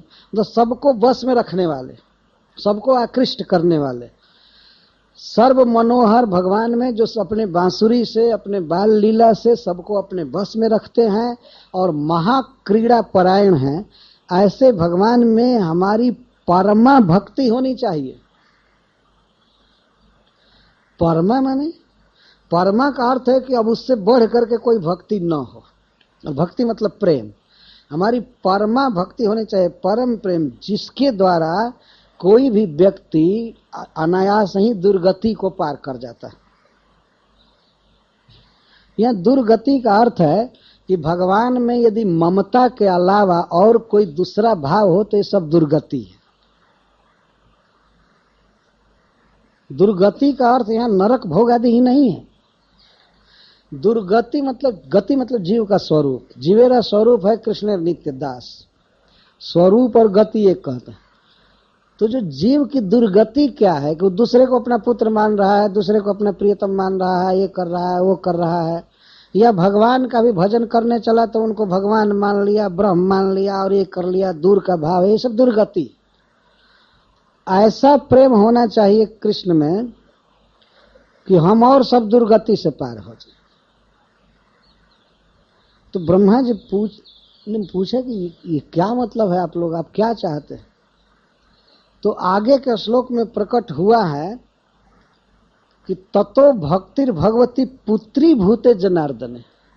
पुत्री भूत जनार्दन, जो पुत्र बने थे उस जनार्दन में, पुत्री भूत जनार्दन में इनकी भक्ति थी। भगवत भूत जो भगवान के रूप में है उनमें भक्ति नहीं थी। पुत्र बने हुए भगवान में भक्ति, या पुत्री भूत का अर्थ है कि जो सदा उनका पुत्र रहते हैं अथवा किसी का सदा पुत्र रहते हैं, उनमें भक्ति, और हमारा वे पुत्र हो, ये भाव है। पुत्री भूते जनार्दन भगवती, उसमें उनकी भक्ति हुई, ऐसा सुखदेव गोस्वामी वर्णन करते हैं। बड़ा गूढ़ वर्णन है। इस गूढ़ भक्ति को गूढ़ शब्दों में व्यक्त किया गया है, और दुर्गति शब्द का अर्थ समझ लेना चाहिए। इनके दृष्टि में पुत्र भाव के अलावा कृष्ण में और कुछ भाव होना दुर्गति थी। हम दुर्गति से बच जाएं और कोई ऐश्वर्य भाव न उदित हो। कृष्ण का ऐश्वर्य भाव मन में उदित होता था तो दुर्गति, जैसा अभी अभी दुर्गति से पार की मां जसोदा, कि क्या हो गया, सपना है कि क्या है, ये हो गया, ये दुर्गति। तो इस दुर्गति से जैसे जीव आसानी से पार कर जाए, ऐसी प्रीति होनी चाहिए, ऐसी भक्ति होनी चाहिए भगवान, और वही हुआ। ततः भक्तिर भगवती पुत्री भूते जनार्दने दंपत्योर नितराम आसित गोप गोपीषु भारत। तो पुत्री भूत भक्ति हुई उन दोनों की, दंपत्यों, और वो भी भक्ति कैसी थी, नितराम, नितराम भक्ति हुई भगवान में, पुत्री भूत भगवान, प्रेम हुआ। भक्ति मतलब प्रेम। गोप गोपीषु भारत, अब इसका क्या मतलब है? तो पुत्री भूत जनार्दन में भक्ति हुई, और उस पुत्र के पालन पोषण में जितने लोग लगे थे, गाय गोप गोपी, सब में इनकी प्रीति थी। तत्पुरुषे च सख्यम, और नहीं कि भगवान के साथी है शिव जी, ब्रह्मा जी और सब देवता, सब उनके सेवक हैं, काम कर रहे हैं, तो उनमें बहुत प्रीति है। पुत्री भूत भगवान है, तो पुत्र के पालन पोषण में जो लोग सहयोग दे रहे थे, प्रेम कर रहे थे, उन्हीं में इन लोगों की भक्ति थी,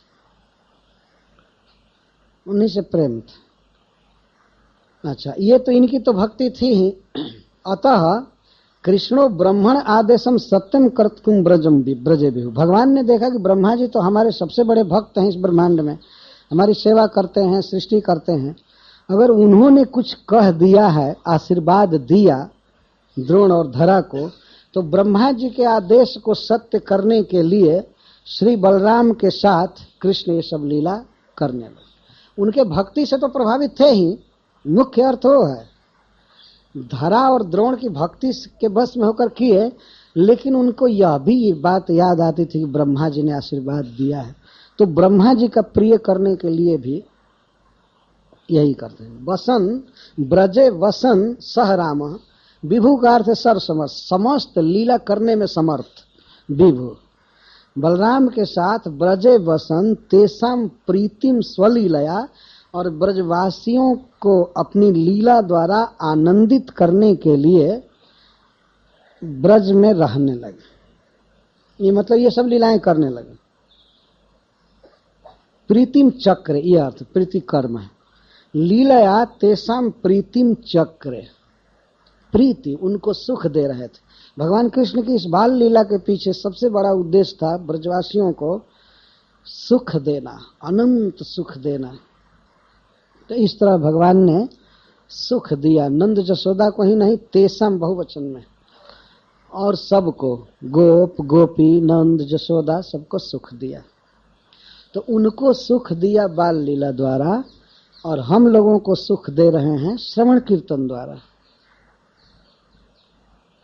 तो कोई भी व्यक्ति चाहे तो वही सुख पा सकता है, और यदि श्रवण कीर्तन करेंगे तो उसी लीला में शामिल हो जाएंगे, वैसा प्रेम बढ़ेगा और भगवान की लीला में शामिल हो सकते हैं। ये उद्देश्य। तो यहाँ तक भगवान की इन बाल लीलाओं का वर्णन हुआ।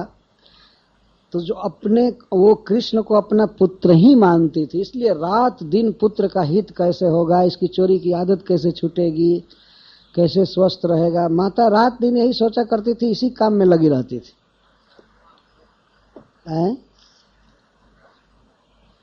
क्या कोई छूटा है?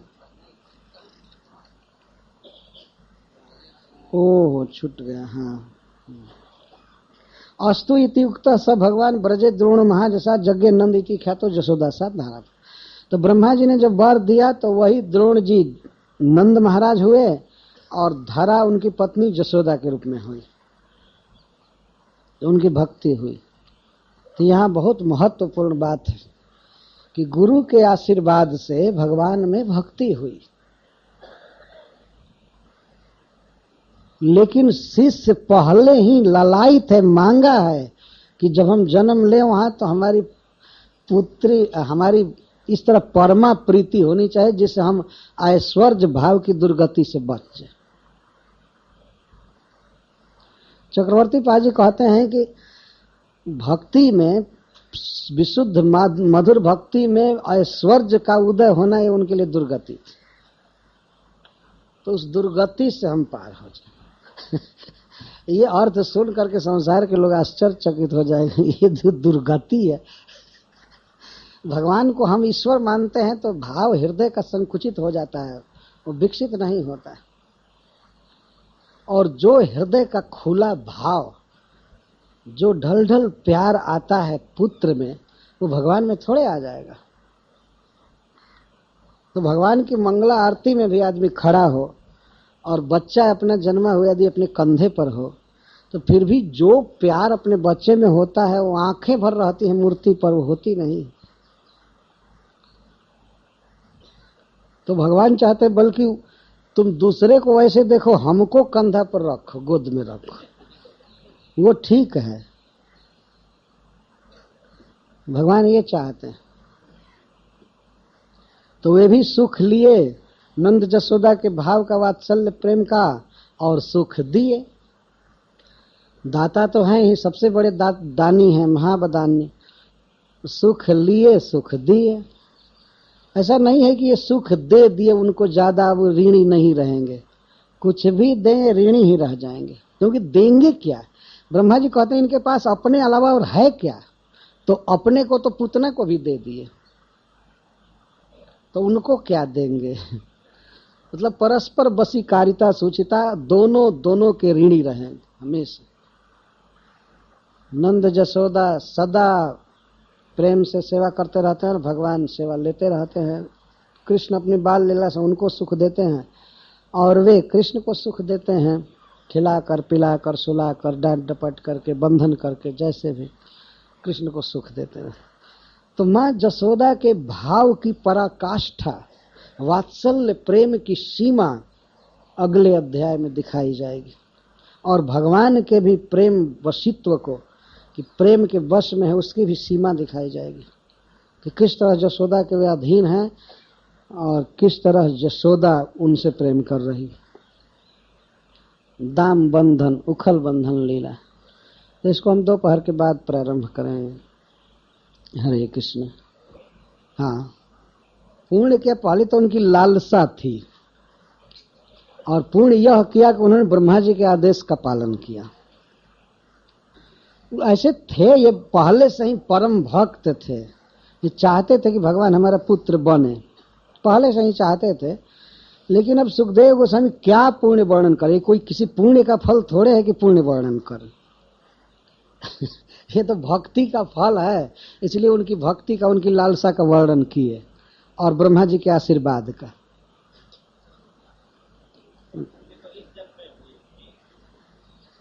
नहीं, वो पहले से ही भक्ति थी, वही बढ़ गई, और पहले से ही थी। है आपका प्रश्न बड़ा अच्छा है, वास्तव में पुण्य क्या किए थे,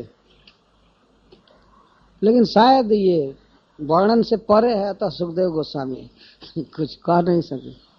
ये पुण्य ये है गुरु की बात मानना, गुरु की आज्ञा मानना, और भगवान में लालसा रखना, यही पुण्य है। जब प्रश्न है आपने कहा कि भगवान से हमारा नित्य संबंध है। क्या वह संबंध भक्ति करने से अपने आप प्रकट होता है, अपने मन से ही संबंध स्थापित करना चाहिए? नहीं, सुनने से प्रकट होता है। श्रवण कीर्तन जले कर ऐसे चल।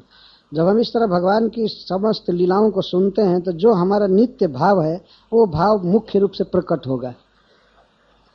लेकिन सुनना चाहिए एक बार ठीक से, तब अपने आप पता चलेगा कि हमारा भाव क्या है। वो सुनने से प्रकट होता है। श्रवण कीर्तन में 9 विधा भक्ति करने से प्रकट होता है, और सबसे ज्यादा सुनने से भाव नित्य। प्रश्न आया है कि वसुदेव जी ने दूसरे के बच्चे को लेकर के उसको सैक्रिफाइस करके अपने बच्चे को बचाना चाहा, मतलब कंस को दे करके, क्या यह ठीक माना जाएगा कि दूसरे के बच्चे को लेकर के कंस के हाथ में देना अपने बच्चे को बचाने के लिए? ये तो सारी व्याख्या हो चुकी है। वो इसलिए उस बच्ची को कंस के हाथ में दी है क्योंकि भगवान ने कहा था कि वो मेरी जोग माया है, उसका कुछ नहीं होगा। वसुदेव जी जानते थे, भगवान ने कहा था कि जाओ गोकुल में और वहां से लाओ, तो ये तो सुरक्षित हो ही गए। और वो तो महामाया है ही, योग माया है, उसका कुछ होगा नहीं। तो इसलिए ये इस एक्सचेंज में कोई निर्दयता का प्रश्न नहीं। और वैसे किसी सामान्य बच्चे को मारकर भगवान को बचाया जाए तो कोई खास अपराध नहीं। अमर है, आत्मा अमर है, फिर दूसरा शरीर मिल जाएगा। लेकिन भगवान को मार दिया जाएगा तो भगवान कहाँ बचे? भगवान को तो मारा नहीं जा सकता।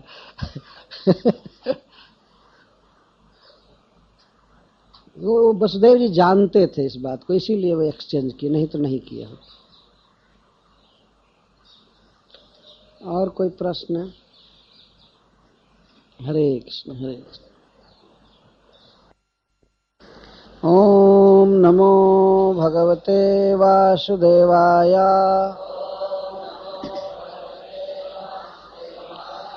ओम नमो भगवते वासुदेवाय। ओम नमो भगवते वासुदेवाय।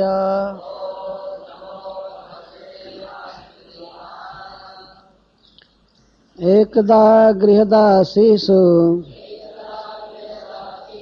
यशोदानंद गेहिनी कर्मांतरनियुक्तासु निर्ममंथ स्वयं दधे। यानि यानिह गीतानि तद्बालचरितानि च दधि निर्मंथने काले स्मरन्ति तान्यगायत।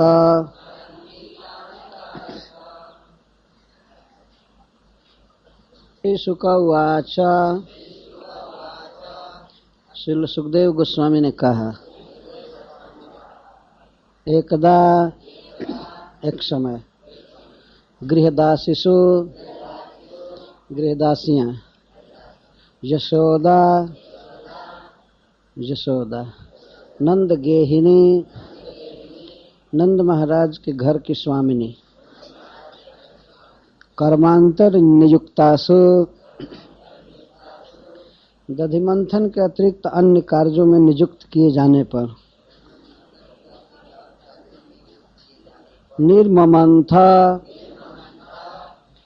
निर्मंथन करने लगी। स्वयं दही।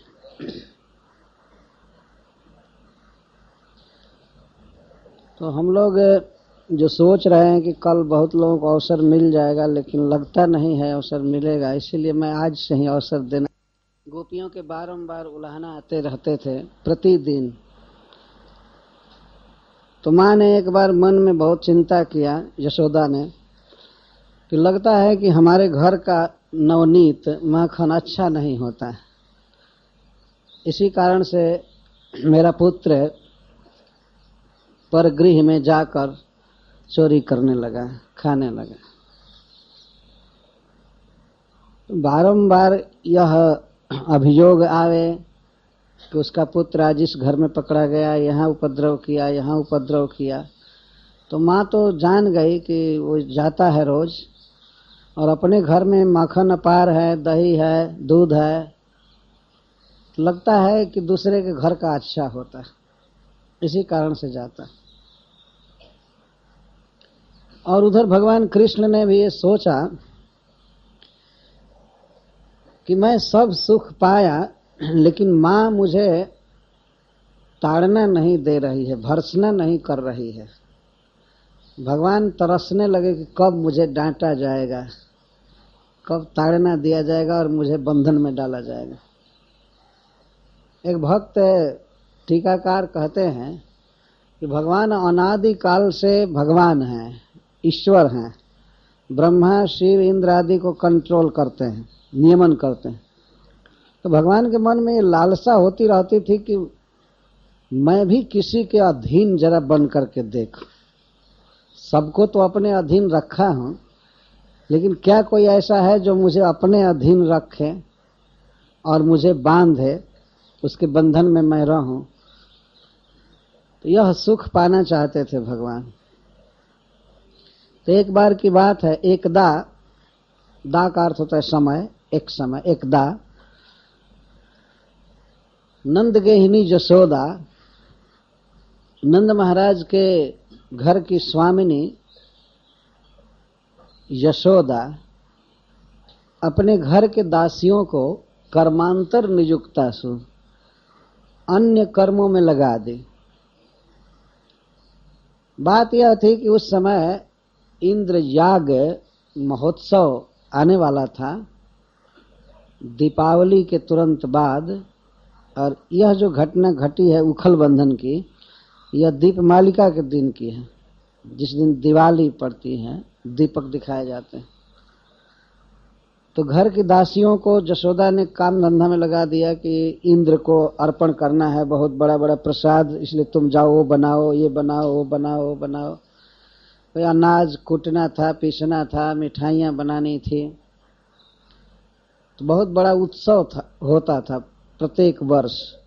तो माँ ने दासियों को लगा दिया कि तुम लोग वो सब उत्सव का कार्य करो, और वो स्वयं दधी मथने लगी। उसने सोचा कि मैं अब आज से इस प्रकार का सुंदर स्वादिष्ट नवनीत निकालूंगी कि मेरा पुत्र किसी के घर में नहीं जाएगा, अपने घर में माखन खाकर संतुष्ट हो जाए। इसलिए वो दही मथने लगी। एकदा गृहदासीसु जशोदानंद गेहिनी कर्मांतर नियुक्तासु निर्ममंथ स्वयं दधी। स्वयं शब्द बता रहा है कि यशोदा कभी दही नहीं मथी थी। उसके गृह में सहस्रों दासियां थी, तो वही ये सब किया करती थी। लेकिन दीपावली के दिन जब श्री कृष्ण 3 वर्ष के थे, कुछ दिन ज्यादा, वही जन्माष्टमी से और जितना दिन अधिक दीपावली तक जोड़ लीजिए, तो उसने ये योजना बनाया कि अपने हाथ से माखन निकालूं। तो स्वयं दधी मथने लगी। पद्मगंधा गाय के दूध को जमाई थी, दही बनाई थी और दही से माखन निकाल रही थी। आज के युग में डायरेक्ट दही से माखन निकलना बड़ा दुर्लभ होता जा रहा है। कच्चा दूध से लोग निकाल लेते हैं, उसमें वो स्वाद नहीं होता। दही से निकला हुआ घी और दूध से निकले हुए घी में बहुत अंतर होता। तो जशोदा पहले दही जमाई, इसके बाद मथ रही थी। मथते समय जशोदा की क्या स्थिति थी, सुखदेव गोस्वामी कहते हैं, यानी जानी गीतानी तदबाल चरितानी च। जो श्री कृष्ण की बाल लीलाओं के गीत ब्रज में प्रसिद्ध हो गए थे, पूतना वध आदि से लेकर के और अब तक के बहुत से गीत थे। ध्यान रखना चाहिए कि अप्राकृत जगत में कविता बनानी नहीं पड़ती है। वहां के परिकर जो कुछ बोलते हैं वही गीत जैसा बोलते हैं, कथा गानम। गमनम अपि नाट्यम, और वे चलते हैं तो ऐसा लगता है कि वे नृत्य करते हुए चलते हैं, नृत्य कर रहे हैं। इसका कारण है कि चिन्मय शरीर रहता है, स्पिरिचुअल बॉडी होती है, तो वो चलते हैं कहीं भी तो नृत्य करते हुए चलते हैं। कोई चीज बोलते हैं तो कविता में बोलते हैं, सीधे काव्य में। तो कृष्ण के बाल चरित के विषय में बहुत से गीत प्रसिद्ध थे, गोपियां गाती थी, बच्चे गाते थे, गोप लोग गाते रहते थे। तो यानी जानी है गीतानि इह, अर्थात ब्रज में जो जो गीत प्रसिद्ध थे, दधि निर्मंथने काले स्मरंती तान्य गायता।